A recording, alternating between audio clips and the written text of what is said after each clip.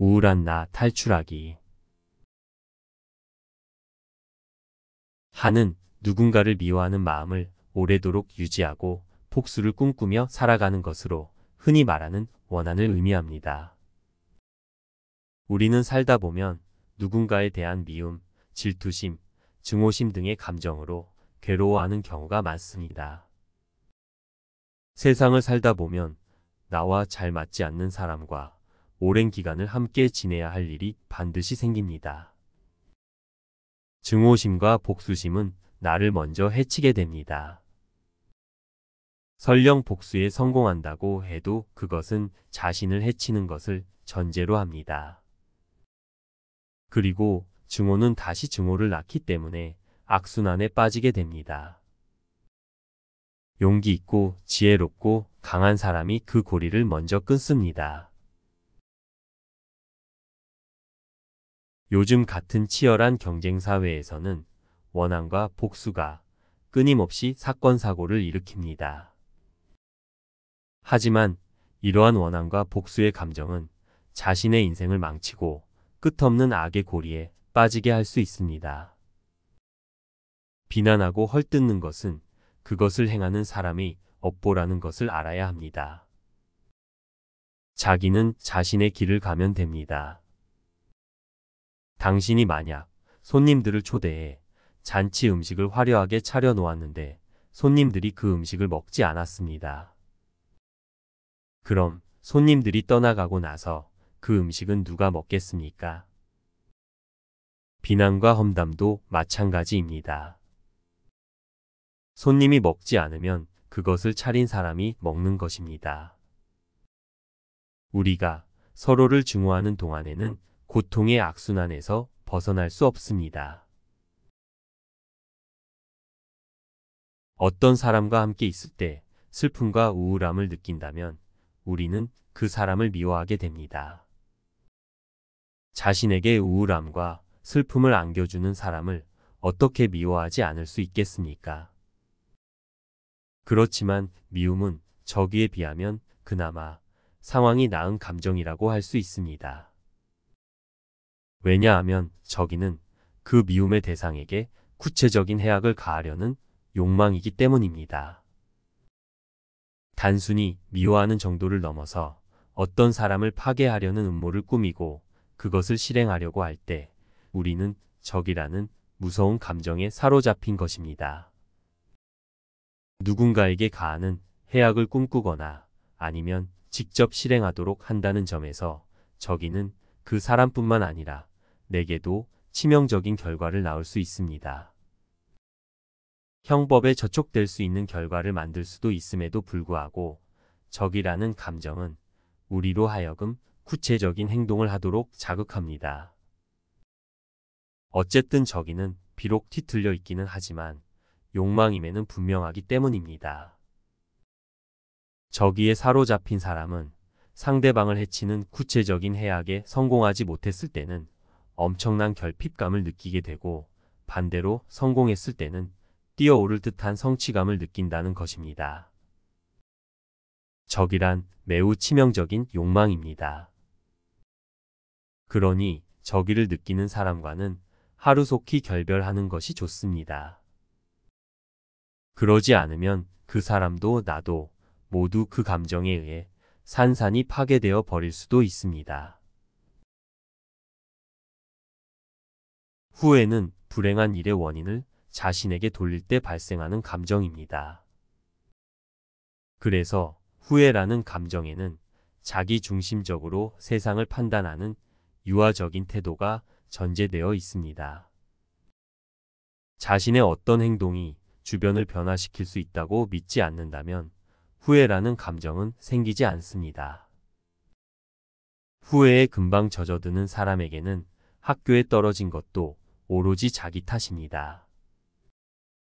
학교의 구조적 문제라든가 부모님의 강요 혹은 공부에 몰두하기 힘든 가정환경 같은 건 전혀 고려하지 않습니다. 연인과 실연을 하게 된 것도 완전히 자기 탓이라고 믿습니다. 결국 후회라는 슬픈 감정에서 벗어나기 위해 우리는 유아적 태도를 벗어나야만 합니다.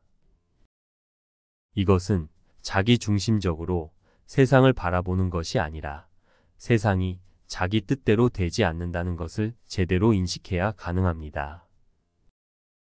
타인이 자기 뜻대로 되지 않는다는 것, 즉 타인과의 다름을 받아들여야 후회라는 감정에서 조금씩 벗어날 수 있습니다.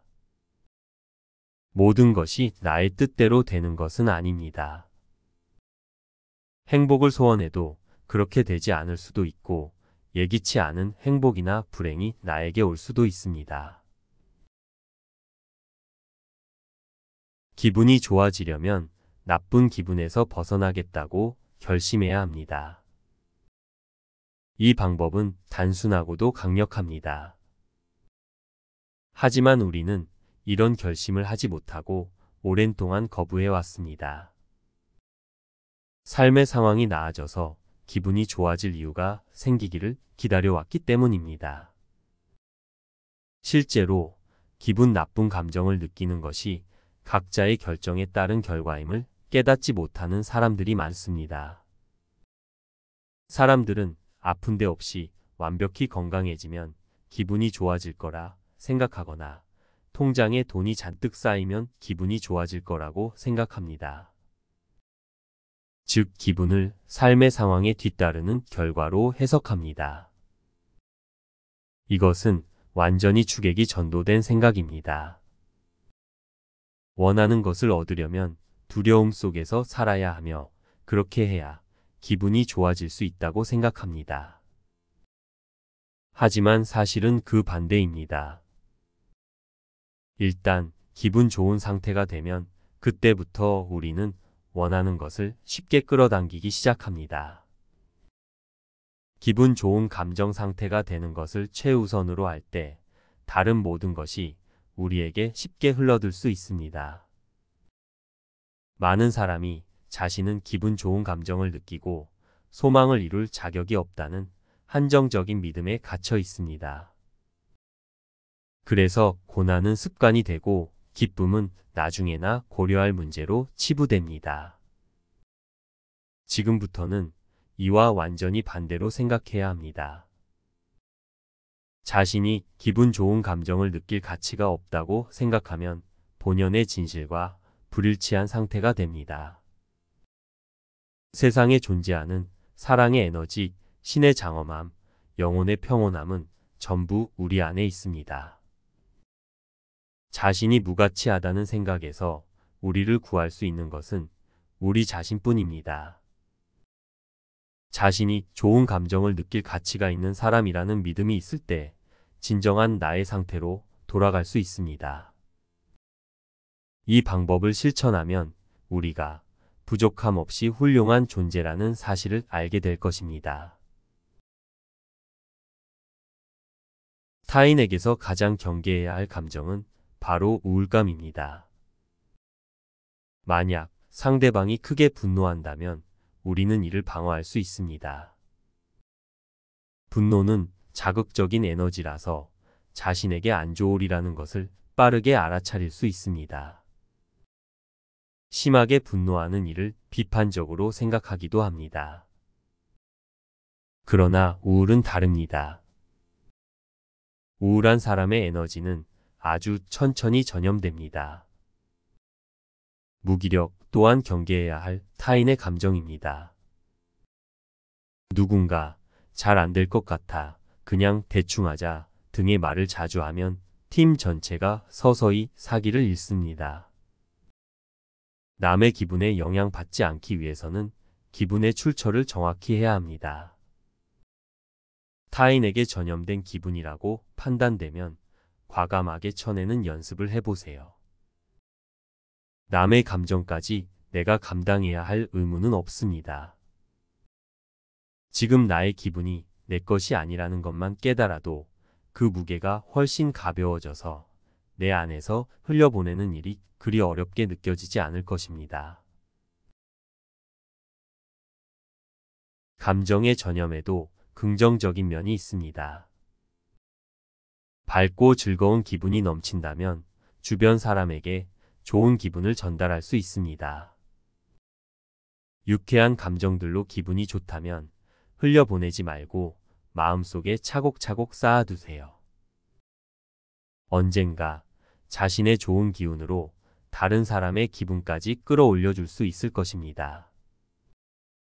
지나치게 자신과 사랑에 빠져 있는 사람은 자기 빼고 모든 사람이 무능하다고 생각합니다. 이런 사람은 다른 사람의 감정을 이해하지 못하고 공감 능력도 부족합니다. 때로는 다른 사람을 공격하고 무시하는 방법으로 자신의 우월감을 표현하기도 합니다. 상대방이 잘해주면 나 또한 상대방에게 진실한 선의로 보답해주면 됩니다. 반대로 상대방이 나에게 냉담하면 굳이 애써 상대방의 환심을 살 필요가 없습니다. 관계에서 계산기를 두드리라는 뜻이 아닙니다. 상대방을 제대로 대하는 방법을 배울 필요가 있다는 의미입니다. 사람에게 덜 기대할 것. 내가 준 만큼 똑같이 받으려고 욕심내지 않을 것. 이 두 가지가 인간관계에서 실망하지 않는 가장 단순하고 확실한 방법입니다. 실망하는 삶이 두렵지만 기대 없는 삶도 두렵습니다. 기대가 보내는 행복 신호를 소중히 여기는 삶도 중요하다는 것을 기억하세요. 자기 자신을 미워하지 않으려면 자신이 나쁘다고 판단하는 감정을 다르게 바라보는 시각이 필요합니다. 먼저 감정에는 좋고 나쁨의 구분이 없습니다. 그 대신 감정에서 야기되는 행동에는 좋고 나쁨의 구분이 명백히 존재합니다.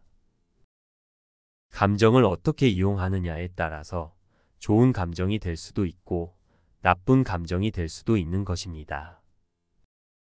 질투심은 대개 우리 내면의 경쟁심에서 비롯됩니다.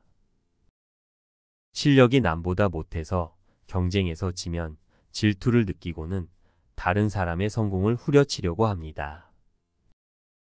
운이 좋았다거나 집안의 도움을 받았다는 식으로 그의 성공을 외부 조건에 결부시키기도 합니다. 남의 성공을 깎아내리고 나면 잠시나마 심리적 안정을 찾을 수 있습니다. 이런 질투심이 일종의 부정적인 감정입니다. 질투심을 다른 각도에서 살펴보면 자신의 부족함을 깨닫는 계기가 될 수 있습니다. 남의 성공과 나의 실패를 있는 그대로 받아들이고 발전의 원동력으로 삼는다면 그건 분명 긍정적인 감정일 것입니다. 그래서 감정에는 좋고 나쁨의 구분이 없고 우리가 어떻게 보는지에 따라 달라집니다. 그러므로 우리는 나쁜 감정을 걱정하며 굳이 많은 에너지를 소모하지 않아도 괜찮습니다. 나 자신에게 문제가 있다고 생각할 필요도 없습니다. 앞으로는 감정적인 문제를 걱정하지 말고 감정을 인정하고 흘려보내세요. 누군가를 찾아가 소리를 지르고 싶다는 생각이 들 때 그런 감정을 느낀다는 것에 죄책감을 갖기보다는 그때의 격정적인 감정을 완화시키는데 집중하는 것이 낫습니다. 퇴근 후 사람과 연락하는 횟수가 적거나 일상에서 즐거움을 느끼지 못하거나 집에 혼자 있는 시간이 많거나 몸이 아파도 귀찮아서 병원에 가지 않거나 청소를 하지 않아서 방이 항상 지저분하거나 좋아하는 음식만 먹고 새로운 음식은 입에 대지 않는 것. 언뜻 보면 게으른 사람의 특징 같지만 이것은 자기 자신을 방치하고 무시하는 사람에게 나타나는 특징입니다. 인생의 열정이 결여되고 무기력한 상태라고 볼 수 있습니다. 이런 상태가 오래 지속되면 감정이 무뎌져서 다른 사람과 깊은 관계를 맺기 어려워집니다. 이런 감정적 억제를 극복하기 위해서는 자신에 대해 궁금해하고 호기심을 가져야 합니다. 오랜 동안 자신에게 관심을 가지지 않고 방치해 두었다면 내 마음을 들여다보는 일이 쉽지 않을 테지만 용기를 내보세요. 친해지고 싶은 친구에게 말을 걸려면 용기가 필요한 것과 마찬가지입니다. 어느 날 친구가 몹시 우울해하고 있는 걸 보면 혹시 무슨 일이 있는 건 아닌지 걱정이 됩니다. 공부 스트레스에 시달리고 있는지, 그냥 기분이 별로인 건지 친구의 이야기를 들어주고 싶은 마음이 생깁니다. 당신은 친구의 어려움을 공감하고 해결할 수 있는 일이면 도와주고도 싶을 겁니다. 그런데 왜 자신에게는 그러지 못할까요? 오늘 나에게 무슨 일이 있었는지, 그 일이 어떤 감정을 불러일으켰는지 왜 스스로에게 물어보지 못할까요? 나를 소중히 여기기 위해서는 제일 먼저 나에게 질문을 건네보세요. 오늘 무엇이 나를 즐겁게 했는지 혹은 실망스럽게 했는지 물어보세요. 누군가와의 대화를 통해 문제의 실마리가 풀리듯이 나와 대화하면 나의 감정을 명확하게 인지할 수 있습니다. 그것이 바로 자신을 챙기는 첫걸음이 될 것입니다.